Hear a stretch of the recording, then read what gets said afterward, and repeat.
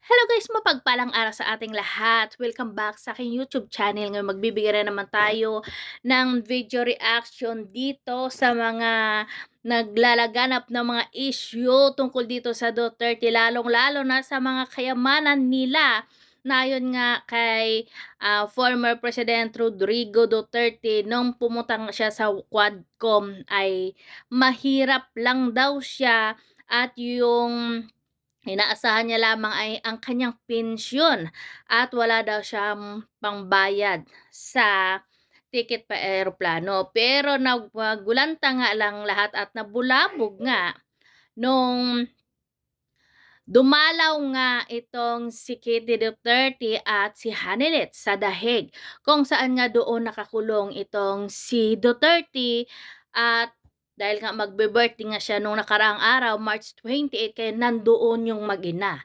At siyempre si Vice President Sara Duterte ay nandoon na, nauna na nga sila ni Robin Padilla at sila Harry Roque. At dito naman siyempre center of attraction ang mga Duterte, lalong-lalo na itong si Kitty.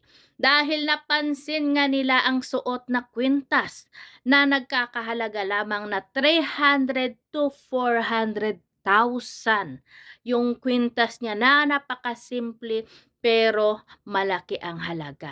At hindi lang yun, meron ding mga Hermes bag at yung mga gamit nila, Katie. Paano daw nasabi nila na mahirap lang si Duterte, saan daw nanggaling yung pera nitong si Katie, 'di ba? Sigurado daw nila na binigay daw ito ni dating Pangulong Rodrigo Duterte. 'Di ba? Iba't iba yung mga opinion nila. Kasi nga daw ay tinatago lang ang kayamanan ng mga Duterte at nagpapakita lamang na simple lang. Kita nyo naman ang bahay ng mga Duterte. At pag pumorma nga itong si former President Rodrigo Duterte na napakasimple lang. Pero minsan nga ay question pa nila yung mga suot na mga relo nitong si Pangulong Duterte, kung saan nga ay napakamahal daw. Kasi yung mga Duterte ay napakasimple lang. Hindi katulad ng ibang dyan mga congressman o iba mga politiko nga grabe yung mga alahas nila, yung mga na suot, kung kaya't bulgar. At yun ang kinu-question sila kung saan nanggaling. Pero bakit yung mga Duterte yung pinag-iinitan talaga nila? O diba? At dito naman sa kay Kitty Duterte, alam natin na nagbablog itong si Katie. At marami din siyang nakakasalamuhan ng mga artista, mga mayayamang tao din. Diba? Kita natin, nagpa-party-party siya kung saan-saan. At syempre, sa vlog naman syempre, may kita yung tao. 'Di ba? Nagba-vlog siya kasi million-million din yung mga views niya at meron din siyang ini-endorso na mga produkto at hindi naman siyempre malayo yun na magkaroon siya. Yung iba nga normal lang na mga vlogger nagkakaroon ng maraming pera. O 'di ba? Kaya lang ay hindi ka pa kapaniwala na magkaroon ng isang Kitty Duterte ng ganong mga mamahaling alahas at mga bag. Kasi sa mata ng tao, simple lang ang mga Duterte. Sinasabi palagi ni Tata Digong na mahirap lamang siya. Pero once na yung mga anak niya na pumorma, ang isip ng mga tao, ang pera na yon ay galing nga sa kayamanan nila. Diba? Pero isipin lang natin, 'di ba? Hindi lahat ng nakikita nyo kay Kitty Duterte ay galing sa pera ng kanyang tatay. Kasi nga syempre, 'di ba? Kita naman natin si Kitty Duterte. Oh, 'di ba? Magaling din na bata at meron din siyang mga in-endorse na produkto.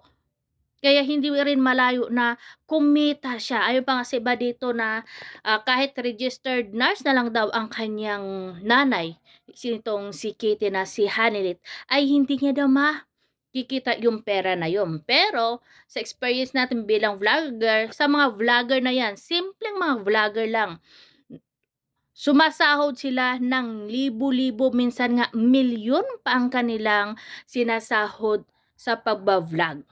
Kaya hindi malayo din na mas malaki pa yung sahod nitong si Katie at karapatan niya bumili ng kanyang ang kasuotan, kung ano man ang gusto niya kasi pera niya yon.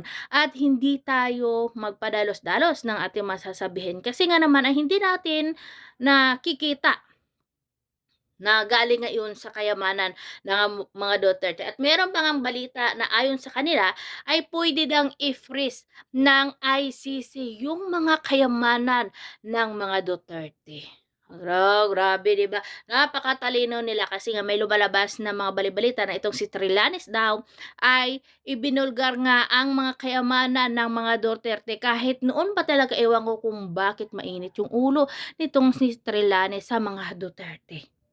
'Di ba? Ang tungkol nga diyan sa mga ICC na 'yan at kung sino nga sampa ng kaso, siya talaga galing 'yan sa bunganga yan noon pa.